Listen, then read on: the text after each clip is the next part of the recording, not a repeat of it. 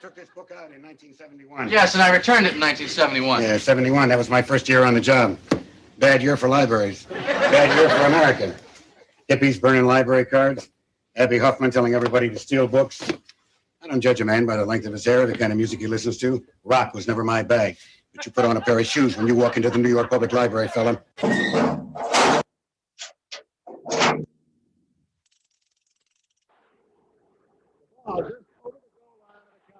Dorsett, single setback. Big opening for Tony Dorsett. Look out, he's got great speed. 99 yards and a half. Dorsett down the sideline. Stays in bounds. Can you believe that? Short, 39 yards. Short yardage defense, all bunched up. And that's the 99.5-yard run, I think, is the longest run in the history of the league. It is, and suddenly the whole momentum changes.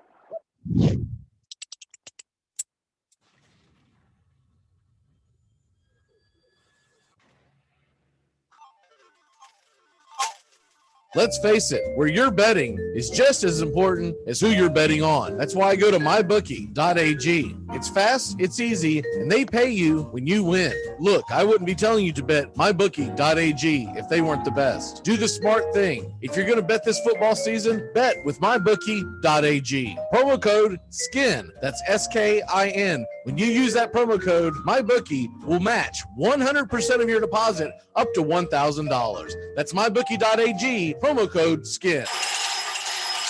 6 rounds. TJ Hoshimazode. Yes, lock it up. Who? What? TJ, how's the vanilla? All right. TJ, who's your mama? You mean TJ Hushmanzada from the Bengals? Put him on the board. Hoshimazole. Got it. Championship. Make sure to join the Armchair Quarterbacks right here. We'll answer all your questions, pickups, trades, you name it. You want to win your league? Then listen to the Armchair Quarterbacks. Tennessee football time. Armchair. Good morning. Good morning. Good morning. Good morning. Good morning, y'all. Get your morning started off right. Weekdays with the Armchair Quarterbacks.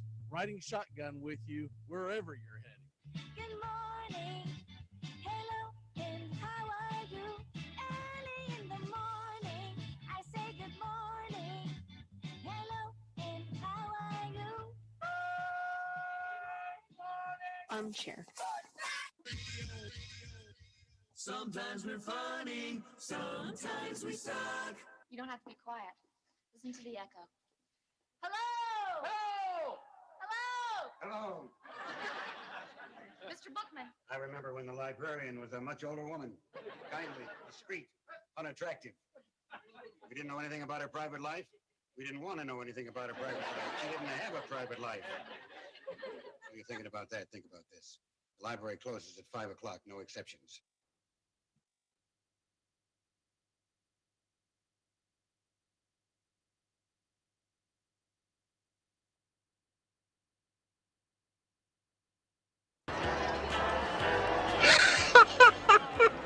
We have been hoodwinked, bamboozled, and flat out deceived. There's something kind of about a kid that's never played baseball.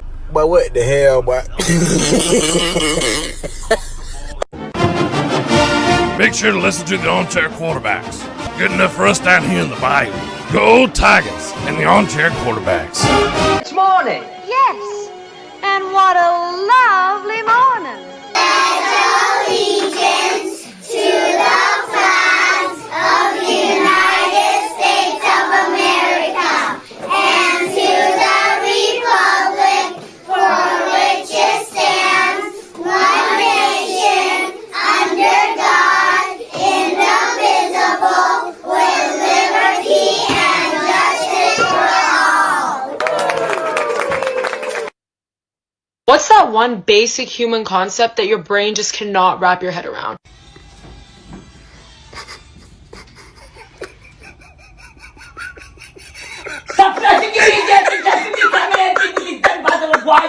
Armchair. CBS Sports Radio. You're listening to the Armchair Quarterbacks on CBS Sports Radio, #1 sports station. Good morning, and this is your Armchair Quarterbacks Sports Flash. A few less games on the docket today, as Major League Baseball has about half the teams in action. At 1:05 Eastern, it's the Royals and Yankees. That game can be seen on Major League Baseball Network. And at 2:05, the A's are at the Rangers. Oakland battling in Texas, as the Rangers for sure will be in sell mode in a few weeks. The nighttime slate gets it going at 7:10 Eastern. Braves and Reds. Atlanta heads to Cincinnati. Rays and Red Sox finish up their series in Tampa at 7:10. And at 8:15, the Cardinals invite a familiar foe, the Pittsburgh Pirates, to the Gateway City. Cubs and Dodgers, 10:10 Eastern. As a couple of teams that could meet in October will square up on the diamond. Other games around the league, Orioles and Blue Jays. First pitch, 7:07. Astros and Tigers, they'll do battle just a few minutes later, and the Nationals are at the Marlins in the battle of the NL East. 8:10 Eastern, Indians and Twins should be a good one, as Jose Barrios is scheduled to pitch. In the National Hockey League, it's game number 6. Win or go home for the Golden Knights.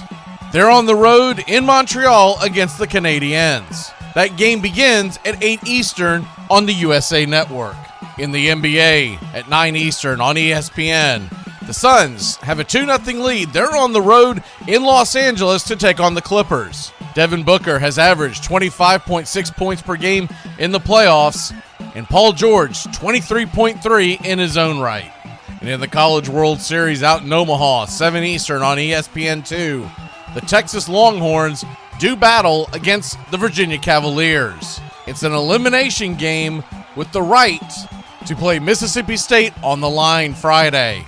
It looks like the Boston Celtics are finalizing an agreement with Brooklyn Nets assistant Ime Udoka to make him the franchise's new head coach. Udoka will replace Brad Stevens, who stepped down as coach earlier this month to replace Danny Ainge, running the franchise's basketball operations. Udoka, 43 years old, separated himself quickly in the search process, sources said, and his candidacy was boosted with strong recommendations from key Celtic stars including Jason Tatum, Jaylen Brown, and Marcus Smart, who played for Udoka on Team USA in the 2019 FIBA World Cup. He was also an assistant with the San Antonio Spurs for 7 seasons under Greg Popovich. He left San Antonio to join Brett Brown's staff in Philadelphia 2 years ago and moved to Brooklyn under Steve Nash this year.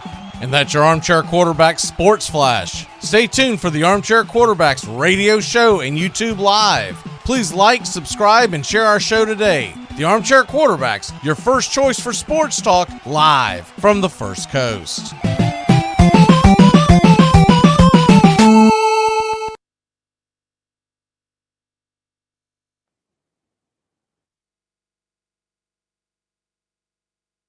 Good morning. It's time to wake up, y'all. You're listening to the Armchair Quarterback Show. We're here weekdays on CBS Radio, YouTube Live, 8 a.m. Eastern, 7 Central, 5 Pacific. The Armchair Quarterback Show, your first choice for Southern sports talk. Good morning, Mr. Joey Areola. Good morning, Mac. I don't know much, but I know one thing. Being the little man in the NBA is a good thing sometimes. Allen Iverson to Steph Curry to Trae Young. It's all about scoring. Hi, I'm Mac McGee, and I don't know much, but I know one thing. I bet you went to bed and thought the Islanders were dead.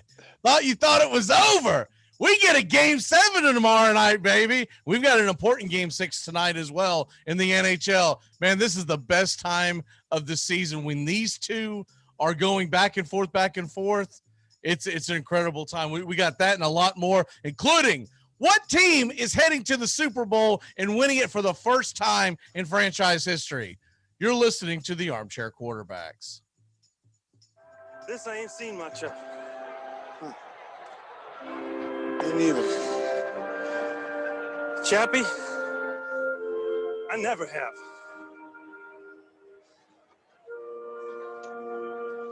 What's the matter? I don't know if I have anything left. Chappie,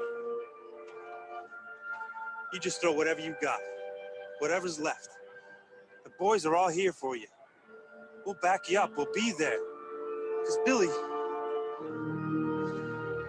we don't stink right now. We're the best team in baseball right now, right this minute, because of you. You're the reason. We're not going to screw that up. We're going to be awesome for you right now. Just throw. All right? Come on.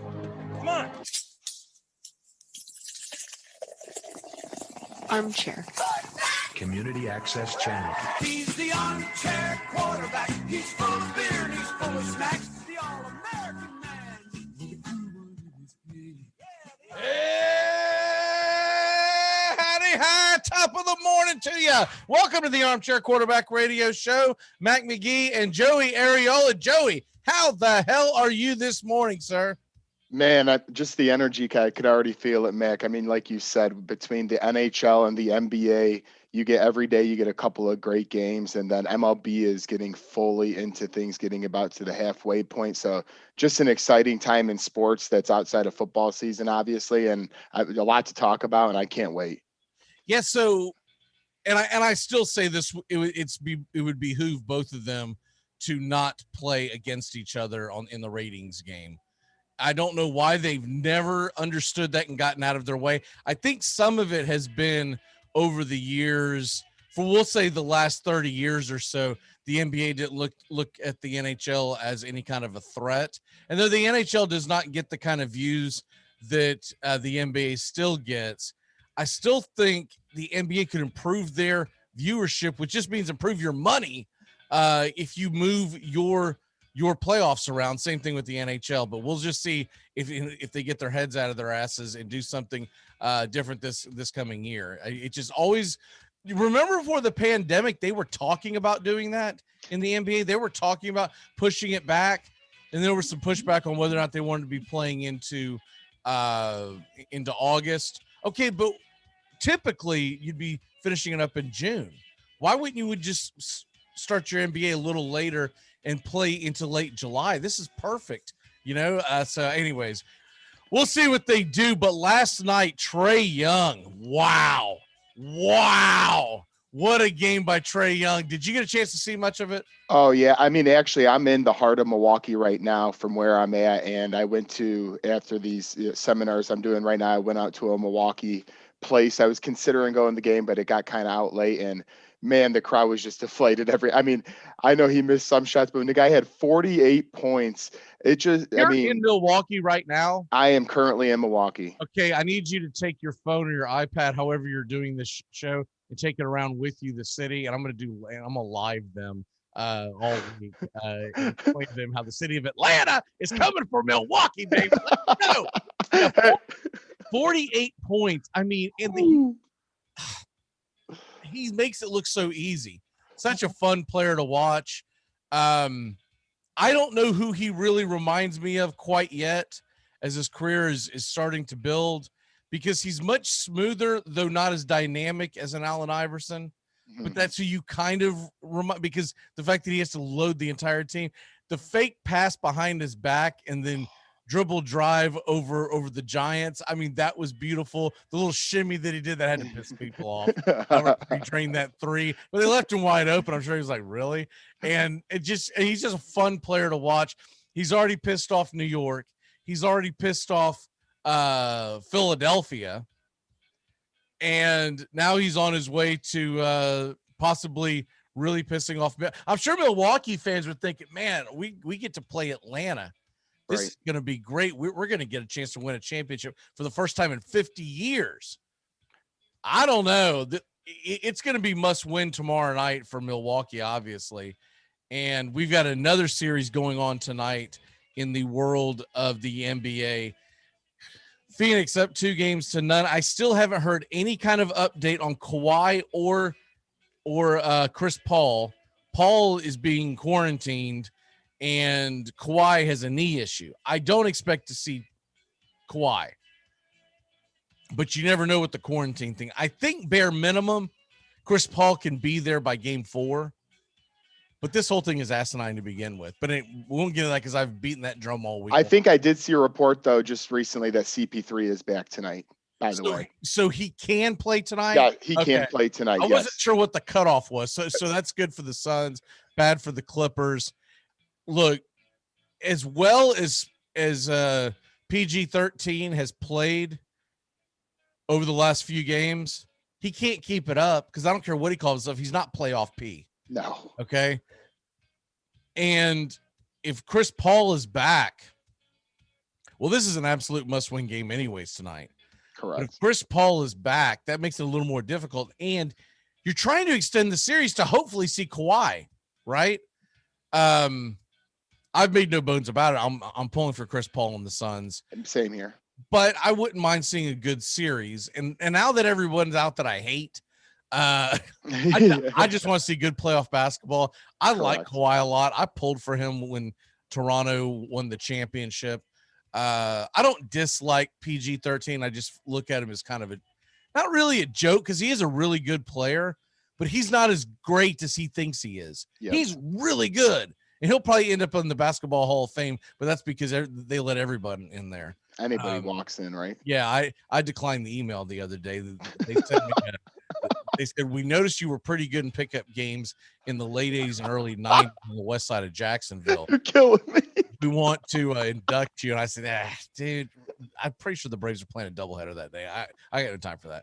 So, but he's a really good player, but he can't put them on their back for a long period of time. Like, I think if roles were reversed, I would still kind of believe that Kawhi could do just about anything. Now, they have not meshed well, and I do believe this is it for the Clippers.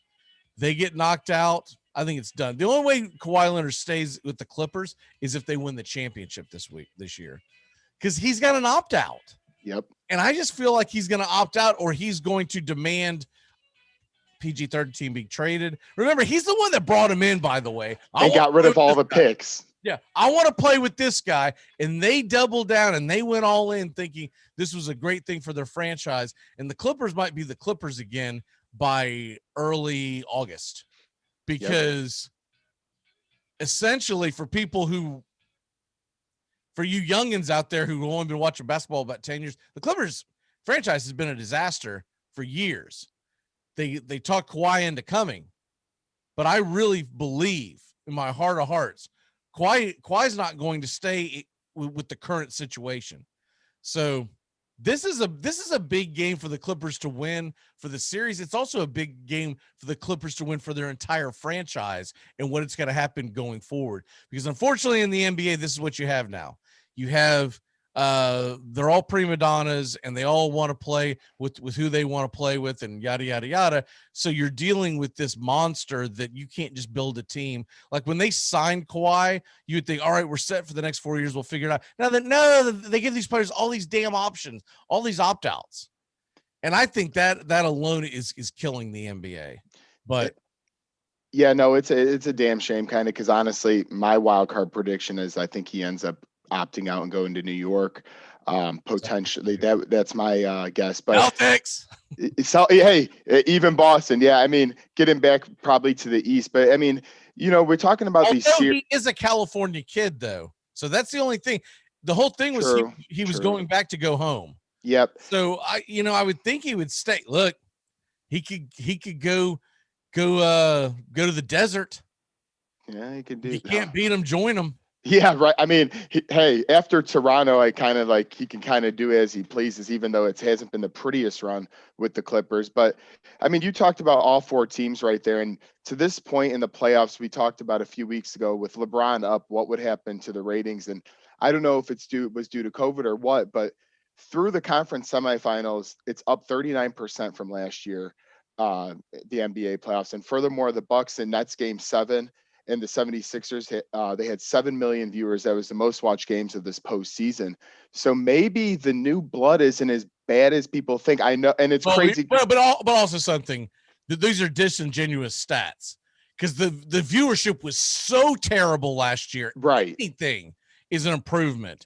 It was like when Sean has like drank the WNBA Kool-Aid. What is he drinking over there? Like a few weeks ago, he tried to send me some stat that the opening games of the WNBA weekend were up 25% from last year. I'm like, I said, what? It went from 4 to 5 viewers? What the hell are we talking about? No one's watching the WNBA. No. It's garbage. And for whatever reason, they've got it playing this year in the middle of COVID. I mean, in the middle of the NBA play. Used to, the WNBA played after the season, right? And then I think they slowly started building it into towards the end of the playoff season, they would start their season. Yep. So that they could get their playoffs in before football season, right? But nobody's watching that. And just same thing about the NBA. Yeah, their numbers are up, but their numbers were so bad. They were so damn bad last year. Anything is going to be up from last year. No, that's very true. And remember, last year's numbers were being compared to pre-Larry Bird, Magic Johnson NBA numbers. When you used to watch they were so bad back then. You used to watch the championship on tape delay. Okay, a lot of people don't realize this who are not. I don't remember that. I barely remember that. I was a little kid, and I can remember staying up for some reason. Me and my dad watched an NBA game really late at night. And I do remember that. And I remember thinking, why is this on right now? And he said, it's not, it's being taped. And there was, he was a big Florida State fan. There had to have been an FSU link to it somewhere because there's no way that he cared about anything else. But anyways, they used to put the NBA this is the NBA finals. It used to be on late night after your local news because they didn't want to hurt, because back then you only had a few channels, and they were fighting for ratings, and no one would watch the NBA in the 70s. Because it was looked upon as a league that was nothing but a bunch of cokeheads, because they were getting a lot of arrests. And so it was looked upon as a terrible, dirty league, essentially. Larry Bird and Magic Johnson changed that. Magic was the good guy going out west, and Larry Bird, let's be honest, he was the white guy going back east. Okay. And so that made it was the black-white thing. It was also because they were just both good guys. You could pull for them. There wasn't a jerk off, right? Correct. And so, but that's how bad it was last year. Yeah, and you know, when they say, hey, it's up. Oh, yeah, it better be, because if it's down, you have broken your entire league, and it's never going to come back. Well, but yeah, I do believe a lot of it may have to do with the fact that LeBron's not there. Yeah, and honestly, I had actually an argument with a couple buddies yesterday, because I did share that statistic with everyone today. But at the same time, like you said, if you look at the past few years and compare it, the NBA still has a lot of work to do. That's why when you talk about maybe starting around Christmas and doing it that way, things could maybe even work. In late July. No one is look. Typical years, we don't have typical years. What is it? June 24th. The NBA Finals and the Stanley Cup Finals would have just ended. Correct. Okay. And then you've got that month and a half lay where the diehard baseball fans are excited, but that's about it. Okay. Yep. And then, and you got to be diehard, because a lot of baseball fans they watch at the beginning of the year. They'll watch it realistically throughout the year, a lot of baseball fans, but they're not tuned in every single night. And then they ramp up their interest into late August, early September. Now, I'm one of the caveats, along with everyone that I feel like everyone that I see on Twitter that follows me and vice versa. We are nothing but, die hard. We watch every game. And the reason why I know that is because that's all my Twitter timeline is filled up with baseball fans bitching. It's not just Braves. I follow a lot of, I'd say there's about 6 different fan bases that I follow and vice versa. A lot of it's got to do with our content. But anyways, my point is, you've got a month and a half where there's like nothing as far as championship. And that's what brings people to the table. When you're going to sit down and watch something and it's must-see TV, it's got to be championship stuff. Now, the NFL is different because their games mean so much, we watch every single game, right? Because you can't say, well, it's only a 5-game losing streak, we'll be fine. You can't do that in the NFL. No. And the fact that you only have to do it once a week. So, it's a lot different. And NFL ratings would not be as high if your Colts played 6 times a week, right? Correct. You'd be like, dude, I'm sorry, but I've got to have a life. Right. My wife is literally packing, and I don't think it's her stuff. I think it's mine. So you can't. Yeah. But as far as the NBA, one of them's got to do it, and one of them's got to be smart about it. And I think the NBA is extremely stupid. So I think that the NHL should be the one that bows out and says, screw it. We're going to play till middle of August. And I don't think they're understanding what kind of fandom they would get.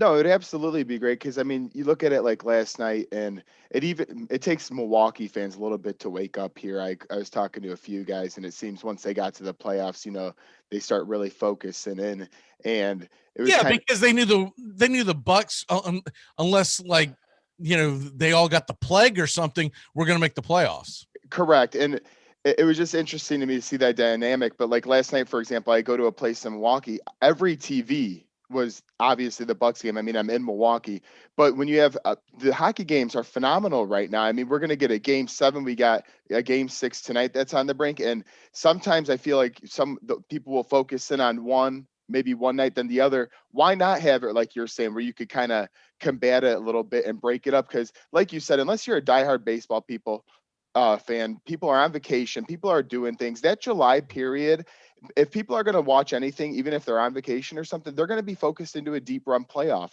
They're not going to really worry about the regular season. Is, and I think where they lose people and they don't understand this is they say, well, a lot of people are on vacation. Dude, you think there's not a streaming device on vacation? Correct. Somewhere? So if you're sitting on the beaches of Bora Bora or wherever the hell you can afford to go, for me, it would be some white trash beach here in Florida. But the point is, there's not a bar close by that you wouldn't be staying up watching and drinking and watching the games, or I could be sitting there. Hell, today you could be sitting on the beach literally and streaming it from a device, right? So it's the game has changed as far as fighting for viewers. You just have to be smart enough not to compete against each other. Right. I mean, literally they shoot their nose off to spite their face every single year. It's both leagues. And I don't know why those two don't come together and say, look, bro, when are you going to play? Because I swear to God, every time I put my schedule out, you put yours out. And then when are you going to play your games? You can have whatever you want. This is what I would do if I was the NHL. You tell me when you're going to play. If you want late summer, we'll take early summer. If you want early summer, we'll take late summer. Because we want fans and you need fans as well. They both would grow. I fully agree. And just a short. The only cool thing about this summer is that we have the Olympics. So true. You're going to get that for about a 2.5, 3 week period. If you count the opening and closing ceremonies, is about 3 weeks. That will be fun. But in most summers, you don't have anything. Right. And I mean, hey, Zach Levine, shout out to him. He's going to be a part of the Olympic basketball team, at least. But tonight, like you said, I'm going to be watching hockey tonight. I mean, basketball series is 2-0. No offense. I'm going to throw that to the side, and I'm a bigger NBA fan. But when you got a possible elimination game, as we do, going down between Montreal and Las Vegas, tonight I got to focus in on the hockey. That's just how it's going to be. By the way, speaking of the Olympics, you don't want to miss batting practice tomorrow. I'm not going to let the cat out of the bag, but Justin and I have got something planned. You do not want to miss batting practice tomorrow. Okay. Based around the Olympics, and trust me, you don't want to miss it. It's a story that I found, and it should be a lot of fun. I was going to do it today. I was like, man, I got to get Justin's take, so I didn't want to do it 2 days in a row. But anyways, you don't want to miss it. If you are able to chime in or whatever, I'd love to hear your take as well. But this is some funny stuff. Well, no, even like yesterday, you tagged me in, or a couple days ago, because I've been down here. I haven't. Yeah, the Rizzo thing. So yeah. And I didn't want to go too much into it because I figured we're going to do it on the fair enough Saturday show. On the Saturday show, but I mean, just in a quick snap, Rizzo getting benched. Were you for it or against it? Well, we're talking about Javi Baez, right? Yeah. Yes. What did I say? Rizzo? Sorry. Rizzo. No, you're fine. This is when you copy me. I love Rizzo and hate Rizzo. And what I mean by that is I love Anthony Rizzo. Yes. But this other Rizzo, I forget her first name on MLB Network, that is now doing the show with Chris Russo. If you haven't seen it, it's brutal. It's dreadful. It's like the mean librarian comes in and breaks up the fun that freaking takes out the ruler that Russo's having. I mean, I now watch. So I always liked Tyheat. I know a lot of people don't like Russo, but I do just because he's a radio icon. And anyways, I've been listening to him for years. Mad Dog Radio. Yeah. When he does his brush back at the very beginning of the show, it's kind of like our batting practice. I watch that, and then I get the hell out of there before she starts chiming in. Oh. And she's doing it from like her house when he's in studio. All of them are in studio. Okay. It makes no sense. There's no reason why she cannot be in this studio. Anyways, they hired her on. They probably hired her extremely cheap, and I see why now, because Bruce Shine is 1,000 times better than her. I'm sure Sean's got, is a part of her fan club because she's up there with Mina Kimes. Oh, right up there. Mr. Sean, I'm sorry, Mina's got to go. Yeah. The Mount Rushmore of crappy female podcasters, is Mina Kimes, Beth Mowins, this lady Russo. I want to say her name's Alana, but I really don't remember. The Sunday Night Baseball lady from what she used to do. Yes, and we'll throw her in there. Just to throw her in. I don't know if she's still doing it anymore. She was. I don't know. Yeah, I don't know what she's up to. And now that the softball's over, I don't know if she's coming back to that or not. I think the jury's spoken, but at the same token, it's not even better with A-Rod. I mean, A-Rod might as well be on that Mount Rushmore too, because he's just a bitch. Trash. Yeah. Man. But I know that we got to run to break. And you got to get going because you've got another obligation. When we come back from the other side of this break, I've got the 12 teams in the National Football League that have never won a Super Bowl. And I actually have broken it down scientifically. Who has the best chance to win this? I went into detail, and it sucks we're not going to get to talk about it, but I will be doing that on the other side of the break. What is your walk-off for the day? My walk-off for today is simple. Just enjoy these, last of the playoffs, because before you know it, for the NHL and NBA, it will be over. And then, we are getting closer to football, but just enjoy it. Vegas versus Montreal tonight. I've been betting Montreal this whole playoff, and it's been going well for me because they usually are. Tonight? Is it over? Honestly, I think so. I'm going to predict they win tonight, and I'm going to go 4-2 they win tonight. That is my prediction. I hope to hell you're right. I really want to see a New York, Montreal, but I would take a Tampa Bay, Montreal Stanley Cup. Anyone but Vegas. I'm just not a fan of Vegas. I'm just sorry, Brian, because apparently he is. Brian Cook's commented on there. Please, Vegas tonight. Against Montreal, maybe? I don't know. I'm not really sure, but just simple walk up. I hate Vegas because of the way they built their team. And I know it's really weird for people who know me well, for me to say I hate Las Vegas. I do not hate Las Vegas. You do not hate the city. I love Las Vegas. If my wife would let me, I would move there. Once again, your shoes might be on the outside of the door. Exactly. They should be packing within a week of us living there. It'd be a wrap. Yeah. If business ever took us there, I would have to not be living in Las Vegas. I'd have to be outside of it. Hey, a little idea, the show Armchair Quarterback, maybe we just have to take a business trip to Las Vegas. Try and smooth that one over. All right, brother. Well, I don't want you to be late for your very important date. We'll see you Saturday. Thank you very much. On the Cubs neighborhood play. Neighborhood play. We'll be back in a flash to tell you, and it's not who you think. I know a lot of people think I'm going to say the Titans have the best chance. I've broken it down. It's science, baby. We'll be back in a flash here on the Armchair Quarterbacks to tell you who the next one is to win a Super Bowl. Have a good one, Matt. Yes, sir. Max, a woman in my section wants to know if we do anything gluten-free. What do I tell her? Tell her she's not allergic to gluten. She's just masking an eating disorder. At Jewelers Mutual, we're a little obsessed with jewelry. Obsessed like auctioneers with talking fast. 50, we're going to sold. Pop stars with auto-tune. Yeah. And dentists with asking questions. So, how did he propose? After they've put their hands in your mouth. Great. Yes, we've made jewelry our obsession for over 100 years. We love it so much, we named our kids Ruby, Amber, and Opal. Venti soy latte for Opal? At Jewelers Mutual, we insure jewelry and only jewelry, which is why people who are also obsessed with jewelry trust us with theirs. Let's face it, where you're betting is just as important as who you're betting on. That's why I go to mybookie.ag. It's fast, it's easy, and they pay you when you win. Look, I wouldn't be telling you to bet mybookie.ag if they weren't the best. Do the smart thing. If you're going to bet this football season, bet with mybookie.ag. That's mybookie.ag.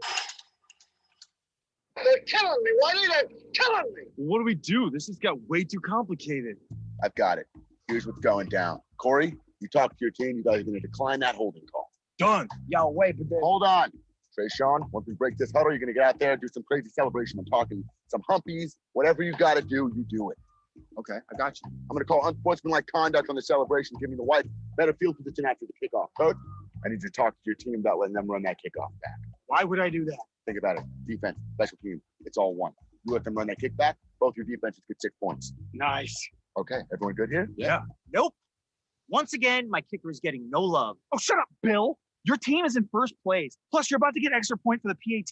Yeah, don't be greedy, Bill. Stop being greedy, Bill. Bill. Fine. Bill. Yeah, Bill. I said fine. Bill. Bill. Yeah, Bill. You, Bill. All right, let's do this. Get out there. Wait a minute. Trae comes in with a very delayed celebration here. Oh, wow. I'm pretty sure that's going to be there it is. Another Armchair. Do you want to lose 18 pounds fast and improve your health? Now you can lose up to 18 pounds in your first 2 months with Nutrisystem. Get delicious breakfasts, lunches, dinners, even snacks and shakes delivered safely to your door. All delivered for free. It's easy to follow, and you'll see results in your first week. Just text BURN to 323232. You'll get your favorite foods made healthier and perfectly balanced to put your body in fat burning mode. Text BURN to 323232 right now and get 50% off a month of meals and shakes. That's right, 50% off a month of meals and 50% off a month of shakes with probiotics to help support your immune system. Just text BURN to 323232 right now. There's even a money-back guarantee. Millions of people have lost weight with Nutrisystem, and you can too. Lose up to 18 pounds in your first 2 months. Just text BURN to 323232. That's BURN to 323232. Texting privacy policy and terms and conditions posted at textplan.us. Texting enrolls for recurring automated text marketing messages. Message and data rates may apply. Reply stop to opt out. Georgie, would you like some Jell-O? Why'd you put the bananas in there? George likes the bananas! So let him have bananas on the side! All right, please, I cannot have this constant bickering. Stress is very damaging to the epidermis.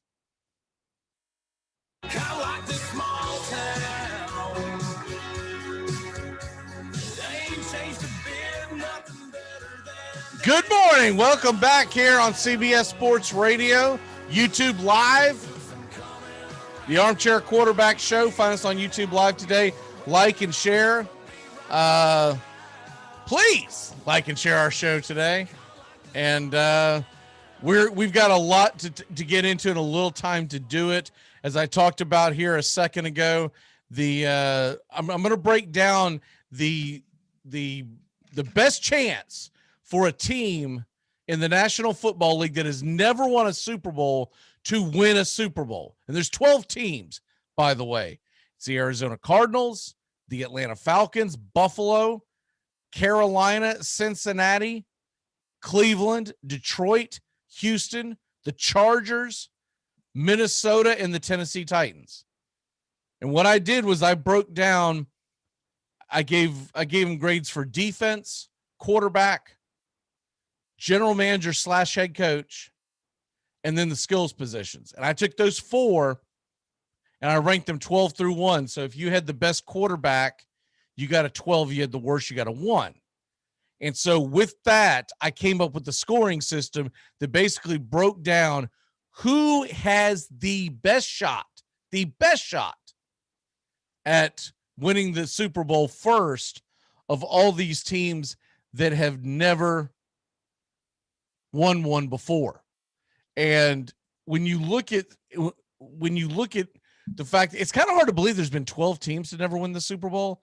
I would have actually thought before I saw this article come out, and I would have thought the number would have been a little less, would have thought it'd been a little more spread out, because the NFL is the one sport that every year your team has a chance to make the playoffs at the beginning of the season, because you just don't know how teams are going to gel. And that is a big deal. And when you get them to gel and to play well, you can get look. I get that Tom Brady was a guy that everybody had seen in the Super Bowl a million times, and then you figured that Tampa Bay would have a good shot. But that team was not playing well until well into the season. I'd say late November, early December is when they really kind of turned the next gear, and then they improved. They got really hot once the playoffs started. So to me, every single year you have a chance in the NFL because you just never know how your team is going to gel.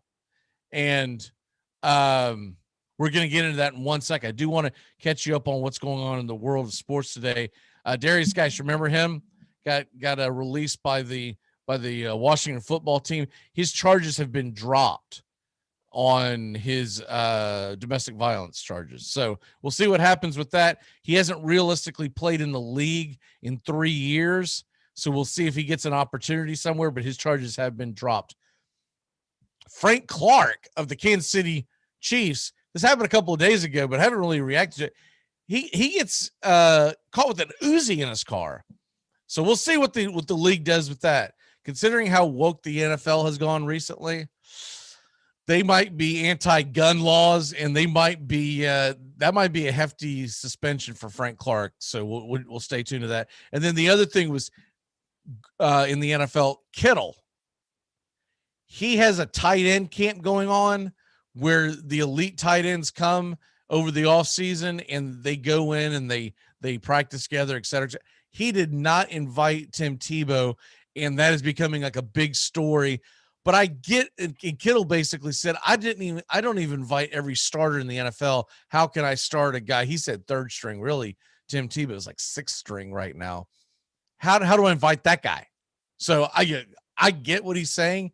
It was just the way he said it was kind of a mean girlish, right? So it's a fair point, and I get what he said, but I think he probably needs some lessons in PR because I feel like he could have worded that a little differently. Other than, you could do. So I was putting this list long before Tim Tebow said he was coming back, and it is what it is. We only have so many slots. You could have done that, and it would have been fine. But when you basically say, I'm not inviting a scrub to my camp, that becomes a much bigger issue in the world. They're going to beat this to death on the 4-letter network. That's what they do. But I found it interesting. It's kind of a non-story, but they will turn it into a story. Okay. Outside of that, real quick to hit you with the scoreboard.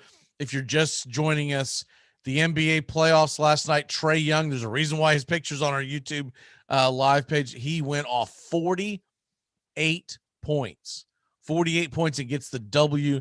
Hawks 1-0 in that series. Phoenix 2-0 in the series. And Joey said that he saw where Chris Paul will play tonight. So that's a big deal. It's going to be back in Los Angeles. But as far as we know, there will be no Kawhi, but it looks like we will get Chris Paul. So with all that being said, it's going to be very, very interesting to see how the Clippers respond, because it could be a wrap. If they go out and put the foot on them, the Suns, that series could be over. They win tonight. I think the Clippers will essentially give up down 3-0. You could get a sweep, and they could be sitting back there licking their chops, getting healthy, getting rested, waiting for a Atlanta Milwaukee series that I think will go pretty deep. I did pick the Hawks to win that series, but I think it's going at least 6. So we'll pay attention to that. The NHL last night, big W by the New York Islanders. Came all the way back down 2-0 in the second to tie it up in the third at 2 apiece and win in overtime 3-2 as the Islanders force a Game 7. There's nothing better in sports than a Game 7. And I really think hockey Game 7s are greater than NBA great Game 7s because they usually live up to the hype. The NBA Game 7s, sometimes you get hyped up for it, and it's like a 15-point blowout. So looking forward to that as well. And then College World Series, for those of y'all that missed that, my God, Vanderbilt. They were all, you talk about coming off the deck.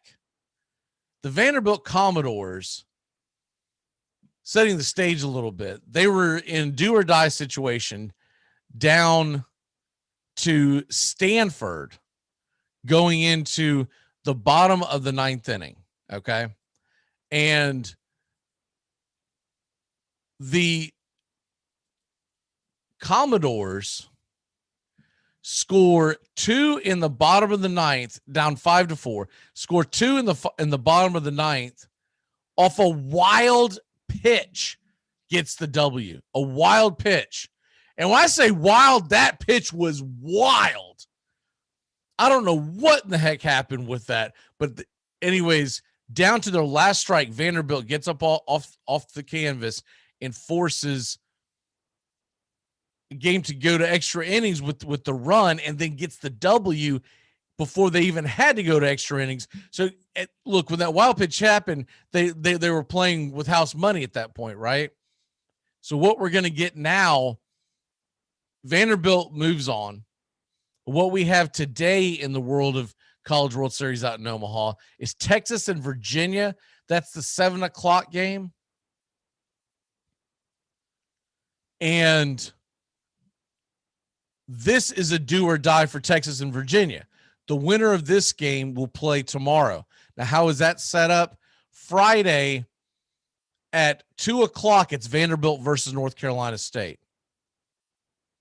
So you're going to get Vanderbilt in a do or die situation against NC State, who's going to need 2, or is going to have to get beaten twice for it to be over for them. So NC State can kind of play around in tomorrow's game and set their best guy up for Saturday. Because if they find a way to beat Vanderbilt in tomorrow's game, you want your starting pitching and bullpen set up for Monday when the series begins. Okay. Mississippi State is awaiting tonight's winner, and that will decide who's on the other side of the bracket. So you got 2:00 and 7:00 tomorrow. It's do or die for Vanderbilt and whoever wins tonight. But Mississippi State and NC State still have to be beaten twice by their opponents.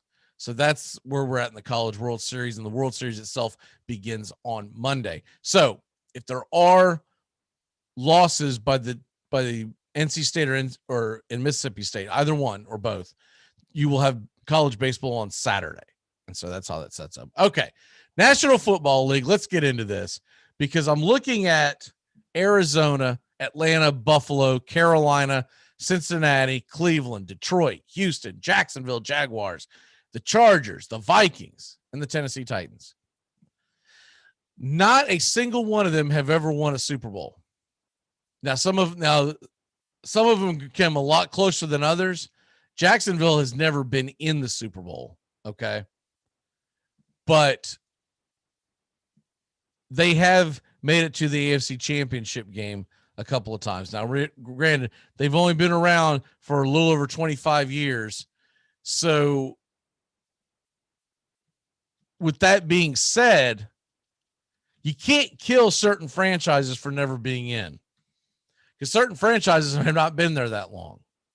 Now, the Cincinnati Bengals, they've been around for a hot minute. They did make it to the Super Bowl twice. Both happened to be against the 49ers during their heyday. And we all know what happens when you face Joe Montana in the Super Bowl. You lose. That was Kenny Anderson. That was the first Super Bowl I really remember, like, absorbing. Super Bowl 16, I think that was. And then later on, it was Boomer Esiason. And really good Cincinnati Bengal teams just never quite got it done.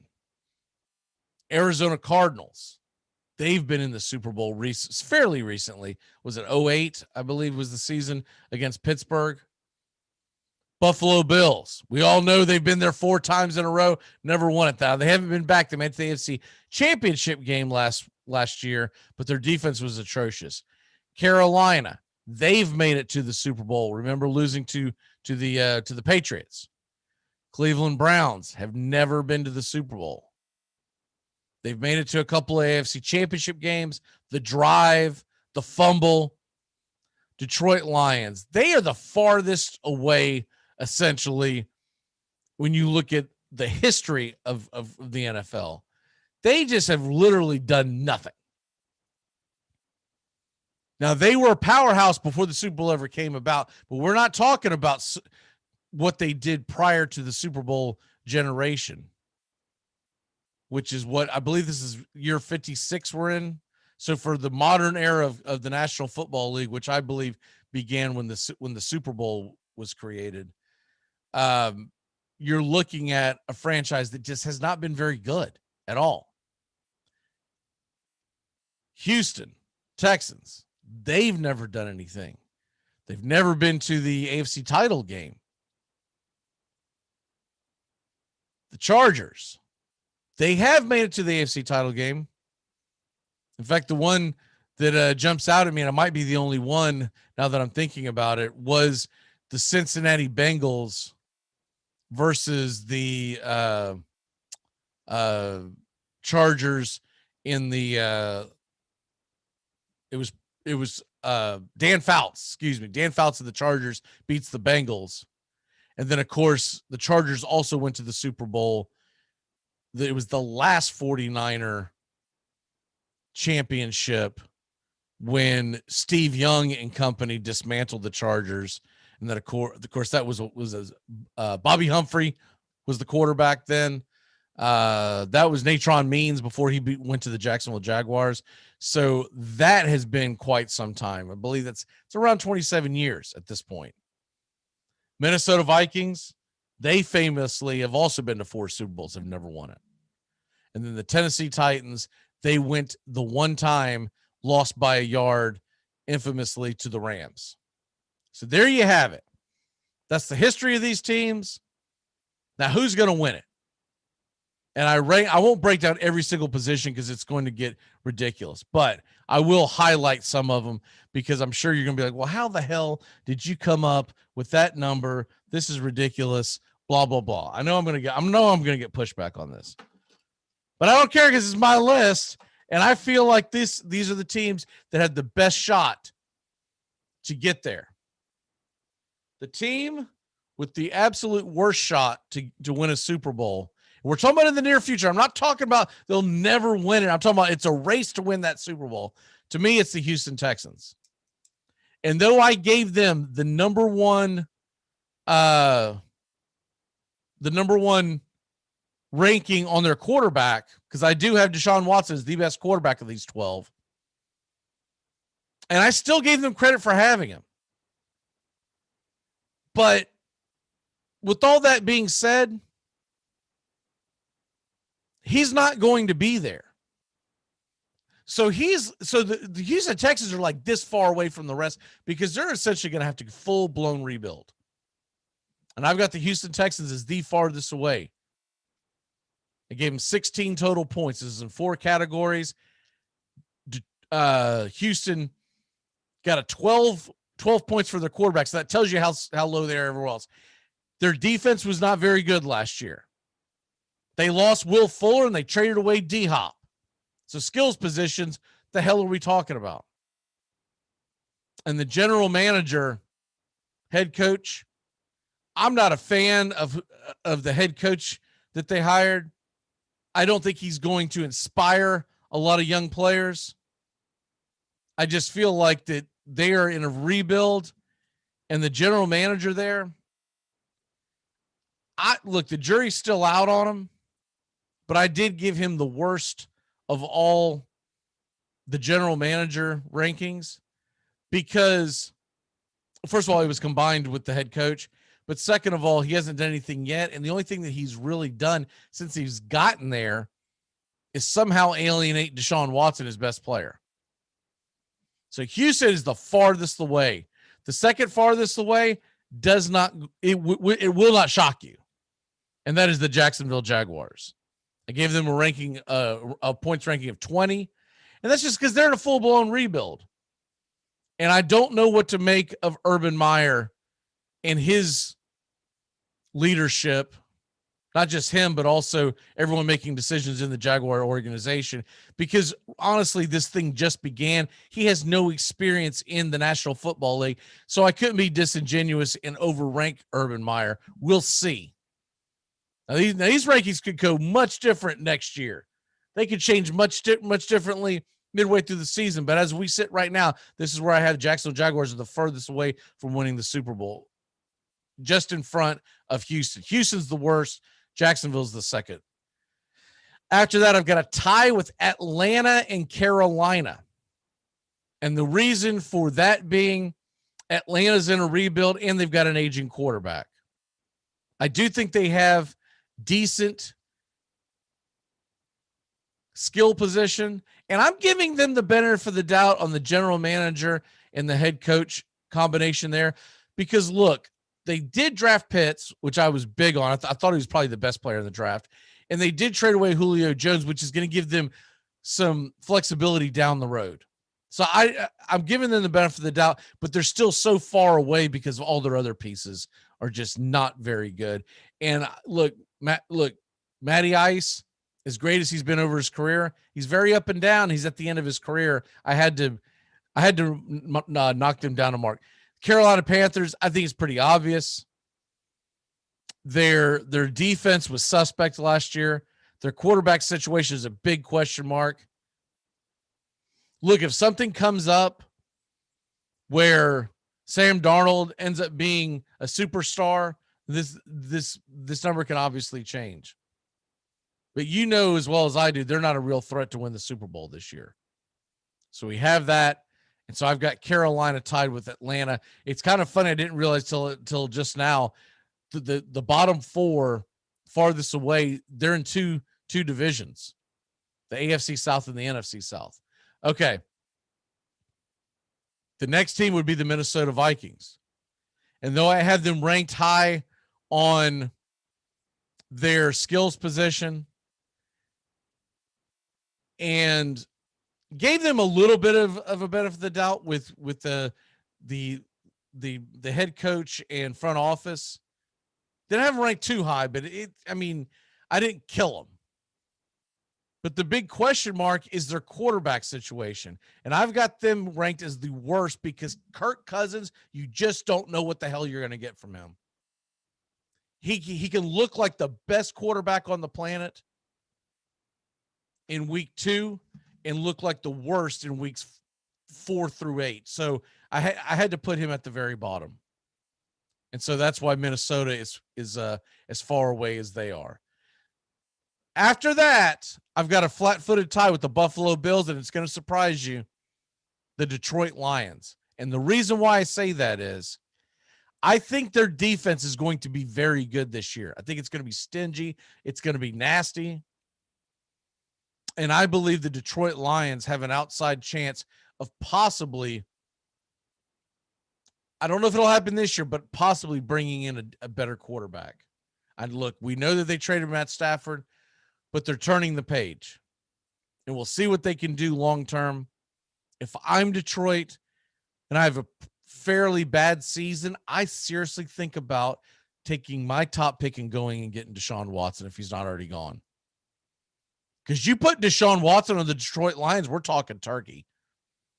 Sure, they have things that they would have to improve, but a defense that I think is going to be their calling card this year, Detroit's not that far away.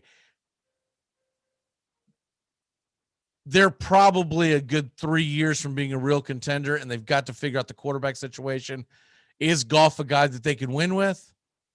Or is Goff just a guy that's going to change or be the change of the guard down the road? But I like what they're doing per se, but the jury's still out. Now, Buffalo, the reason why I have Buffalo tied with them, you'd be like, what are you talking about? They went to the AFC Championship. Their defense is so damn bad, and they have no running game. And it doesn't look like they did a whole lot to change that. So that concerns me.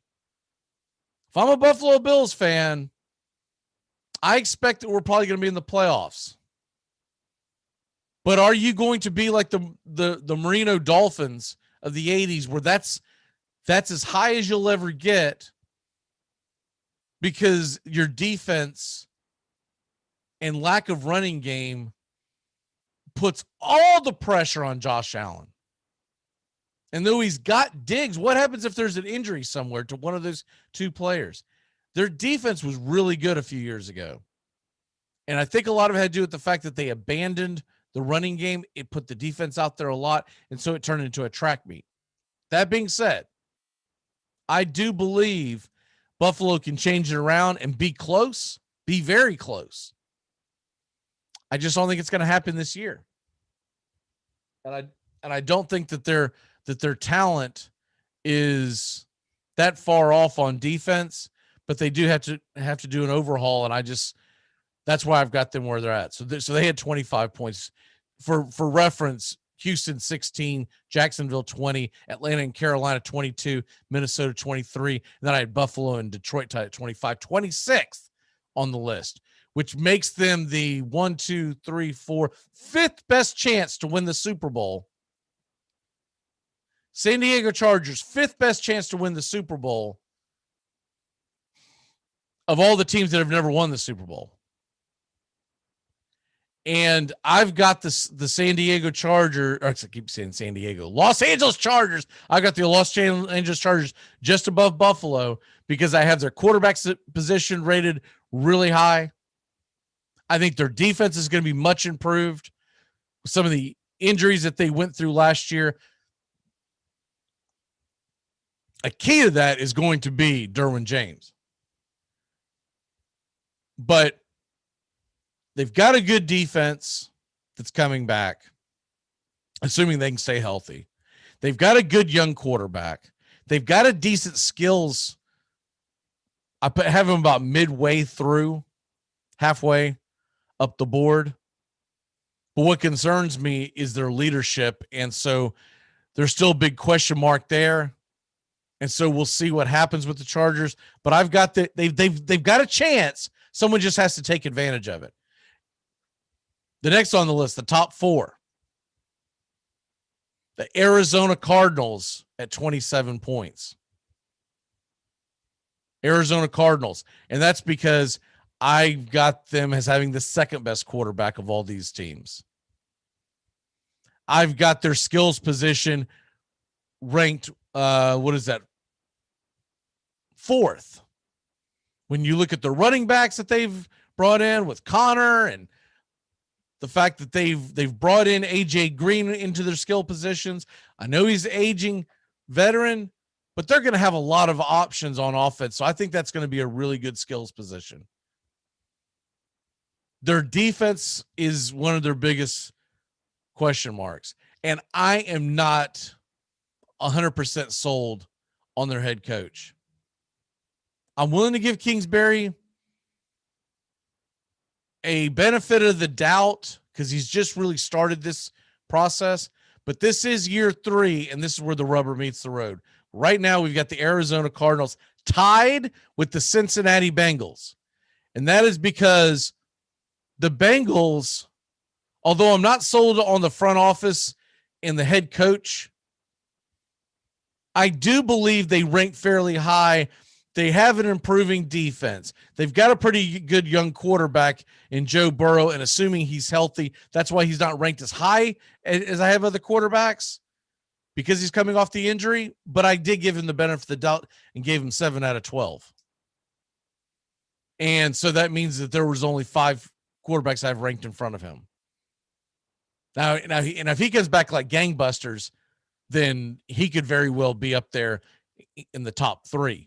But right now I've got him where he is. Now, the general manager, head coach is what hurts him, but they've got good skills positions.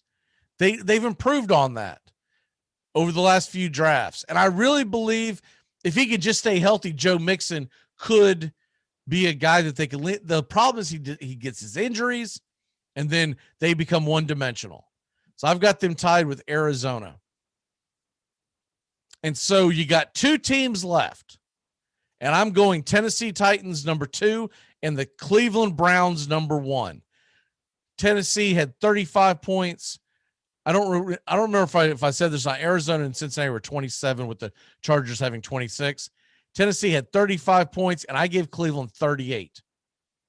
And the reason why I've got Cleveland's defense being arguably the best one, they were really close to knocking off the Chiefs, by the way, on the road last year. A couple of things fall their way.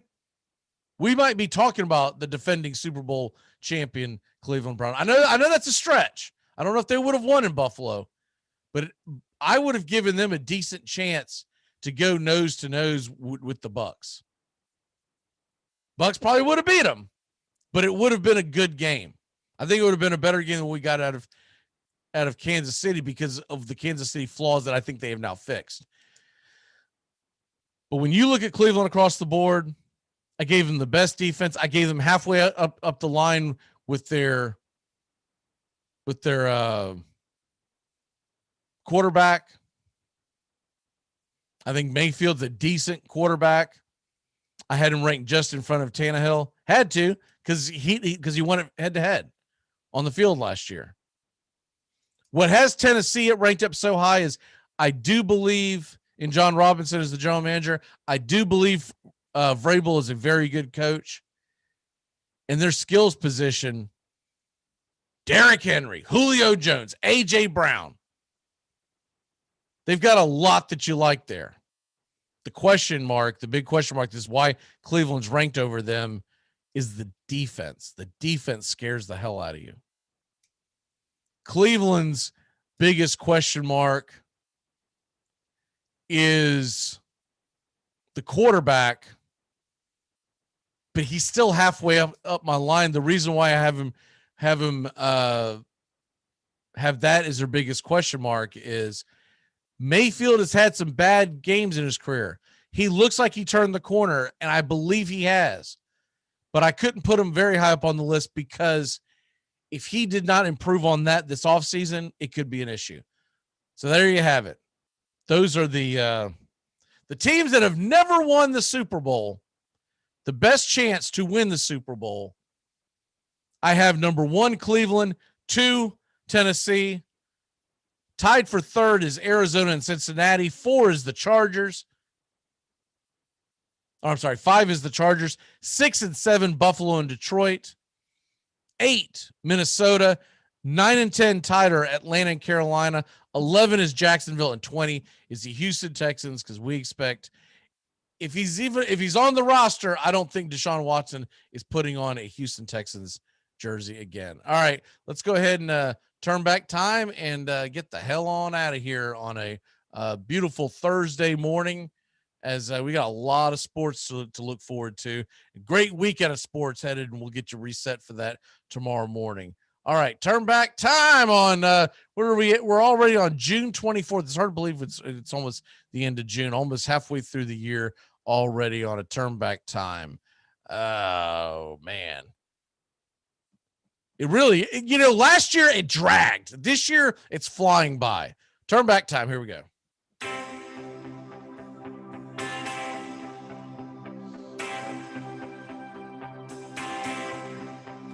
On this date in 1950, Willie Mays makes his professional baseball debut playing center fielder for Trenton,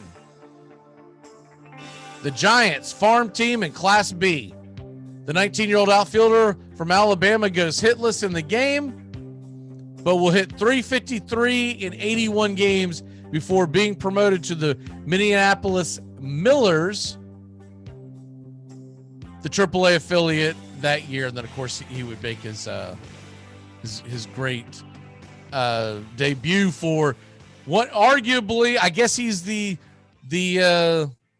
when people talk about the best player, the oldest living player, the best player that's still with us, however you want to word that, I definitely would think it would be Willie Mays now that we've lost the great Hank Aaron. All right, birthdays. It's your birthday today. Happy birthday. We're going to grab a dead one, and then we'll give you a live one. 1895. Jack Dempsey was born on this day. How about that? Jack Dempsey, for people who don't know, you know now, one of the greatest heavyweights in the history of boxing. Yeah, even when I was growing up, and he'd been long gone, Jack Dempsey was referred to, in other words, when people say he's the Michael Jordan of his sport, when they would see a badass, they'd be like, dude, I'll tell you what, man, that dude, their punches like Jack Dempsey. So he had staying power in the American. Well, I don't think he's there today. I think most kids probably don't know who Dempsey is, but one of the greatest boxers of all time. All right, let's grab an alive one, or at least the last time we checked. Happy, man, is he 34 years old already? Happy 34th birthday, Lionel Messi, Argentine soccer player, and of course one of the greatest soccer players to ever lace him up. 34 years old, Lionel Messi. Also, man, is JJ Redick 37? Wow. That surprises me. JJ Redick 37. All right, we'll see you tomorrow, y'all. Justin will be with us with the 8 a.m. show, Tony Agolini. And then, of course, we'll have Matt Carr at the 9 o'clock hour. We'll see you mañana. Have a great rest of your Thursday. And thanks for listening. Please like and share our YouTube channel today. Goodbye, sweetheart. Well, it's time to go. We're back tomorrow with another show. Well, unless we're fired, we'll talk to you then. Goodbye, sweetheart. Goodbye. Goodbye. Guys and gals, it's time to go. We'll see you on the next show. Same bat time, same bat channel. Thanks for listening to the Armchair Quarterbacks on these CBS Sports affiliates and catching the show on YouTube Live. We're here weekdays. Find Armchair Quarterbacks on YouTube Live today. Please subscribe and share and take us everywhere you go. The Armchair Quarterbacks, your first choice for Southern sports talk, live from the First Coast. Gonna get another